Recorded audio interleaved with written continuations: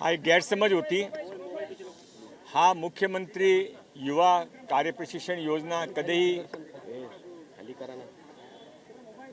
रोजगारसाठी न होती, हा पूर्वीपासून प्रशिक्षणासाठी होती। 2024मध्ये सुरू केली गेली, त्यानंतर 1,16,000 विद्यार्थ्यांनी याचा लाभ घेतला आणि त्याने 804 करोड रुपये वितरित केल्या आतापर्यंत केले गेले। त्याशिवाय हा जे एक विषय आहे की योजना बंद केली, हा नितांत खोटा विषय आहे। आता यावेळीचे पुरवणी मागण्यामध्ये पण 408 करोड रुपये त्यासाठी आपण ठेवलेले आहे। आणि त्याशिवाय असा प्रश्न माननीय अमित साटमजी, माननीय राहुल पाटीलजी, माननीय ज्ञानेश्वर म्हात्रे या सर्वांनी जे विषय उचलला होता लक्षवेधीमार्फत, त्याने मांडला की हे जे प्रशिक्षण घेऊन गेले त्यांच्यानंतर काय, तो त्यासाठी आम्ही एक 6 सूत्री कार्यक्रम माननीय मुख्यमंत्री देवेंद्र फडणवीस साहेबच्या मार्गदर्शनामध्ये तयार केला आहे। त्यामध्ये जे प्रत्येक तालुक्यामध्ये आपण शॉर्ट टर्म कोर्सेस सुरू केला आहे, त्यामध्ये या विद्यार्थ्यांना निःशुल्क 10% प्रायोरिटी रिझर्वेशन मिळेल।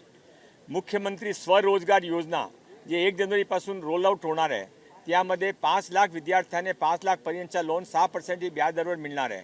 त्यामध्ये पण या प्रशिक्षणार्थ्यांना 10% प्रायोरिटी रिझर्वेशन मिळेल।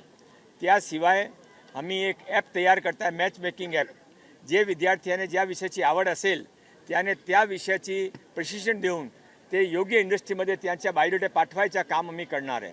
आमचे जे रोजगार मेळावे आम्ही करत आहे, प्रत्येक रोजगार मेळाव्यामध्ये या विद्यार्थ्यांसाठी आपण स्पेशल सेल उघडणार आहे। आमचा असा प्रयास राहील की हे जे विद्यार्थी प्रशिक्षण घेतलं आहे त्यांचे जास्तीत जास्त प्रशिक्षणाचा उपयोग पुढे होईल। सर, ही योजना नवीन जी तुम्ही आता घोषित करताय, ही कधीपासून सुरू होईल? किती विद्यार्थ्यांना त्याचा फायदा घेता येईल? 1 जानेवारीपासून हा योजना रोलआउट होईल आणि हा माझ्या आपल्या मार्फत जे सर्व विद्यार्थी आंदोलन करत आहेत त्यांचे निवेदन आहे की तुम्ही गैरसमज करू नये। हा कधीही रोजगारसाठी ना होती। जे आम्ही कमिटमेंट केला होता ते पूर्ण केला, त्याने एक्सटेंड पण केला, पुढे पण योजना चालू राहणार आहे। आणि जे प्रशिक्षणार्थी आहेत त्यांच्यासाठी 6 सूत्री कलमी तयार केला आहे, त्यांचा तुम्ही लाभ घ्यावा आणि आंदोलन मागे घ्यावा। विजय वडेट्टीवारांनी जो आरोप केलेला होता की कायमस्वरूपी रोजगार देण्याचं तुम्ही आश्वासन दिलेलं होतं, आता ते तुम्ही पूर्ण करत नाहीये म्हणून। मी कधी कायमस्वरूपीचे आश्वासन दिला नाही, GR मध्ये असं आहे नाही। मी फक्त विजय वडेट्टीवार साहेबांना सांगू इच्छितो की त्यांची इथे 50 वर्ष त्यांची सरकार होती, त्याने मध्ये एक रोजगारसाठी एक रोजगार भत्ताची स्कीम सुरू केली होती।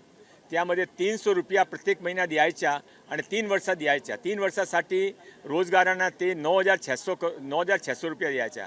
आमची सरकारने 1 महिन्यामध्ये 10,000 रुपया त्याने देत आहे आणि त्याने ते योजना 2007मध्ये बंद केली। आमची योजना आजपर्यंत सुरू आहे।